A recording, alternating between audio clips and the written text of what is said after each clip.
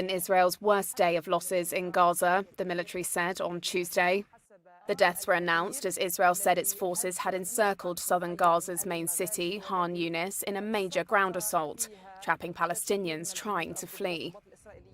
An Israeli military spokesman said the soldiers died on Monday when two buildings they had mined for demolition exploded after Hamas militants fired at a nearby tank. Earlier, 3 soldiers were reported killed in a separate attack in southern Gaza. As mourners attended the funeral of one of the slain servicemen, Israeli Prime Minister Benjamin Netanyahu vowed that Israel would not stop fighting in Gaza until it achieved, quote, absolute victory. In Jerusalem, some Israelis spoke of the military losses as a necessary sacrifice.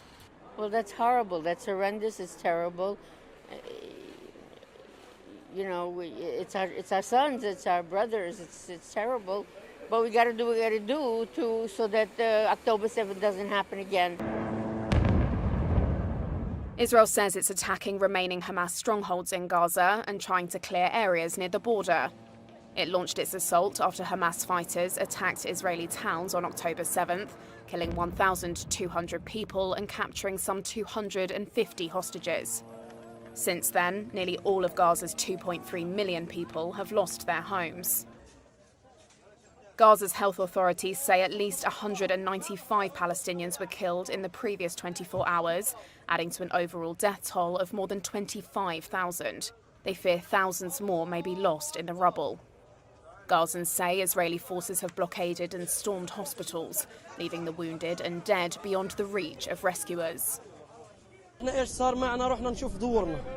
What happened was that we went to check on our homes and our area in Khan Yunis, when we found the martyrs scattered around, may God help them.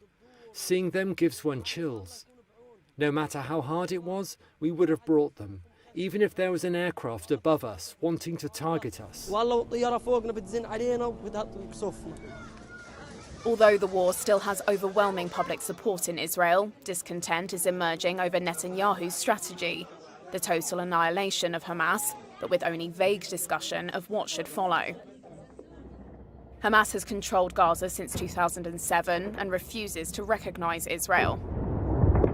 Netanyahu has vowed never to allow an independent Palestinian state, which runs counter to the decades-old Middle East policy of Israel's main ally, Washington.